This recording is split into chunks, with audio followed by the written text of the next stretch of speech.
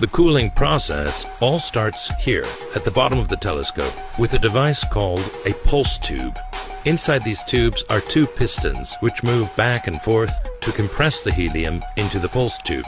Since this movement would create a lot of unwanted vibration, these pistons have to move in the exact opposite direction with precision timing to cancel out each other's movement.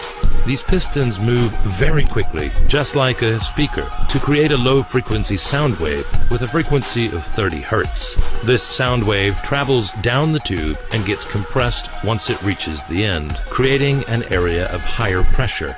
Then, as it bounces back in the opposite direction, it expands, creating an area of low pressure, before being compressed once again.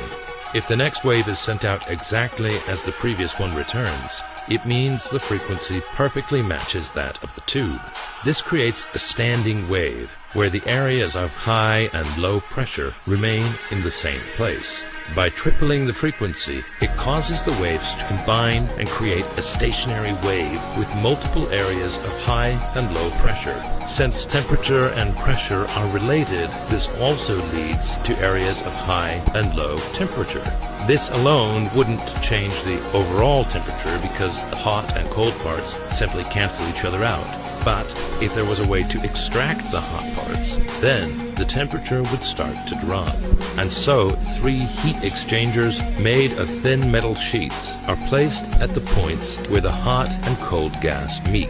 These allow the gas to pass through whilst also absorbing some of its temperature, causing a heat gradient to form. The heat from the hot side is pulled out and sent to the radiators via a heat exchanger. Then, the cold temperatures on the other side are also drawn out. This causes the temperature to drop from 27 degrees all the way down to negative 256 degrees at the final heat exchanger. But how is this used to cool the sensors located at the opposite end of the telescope?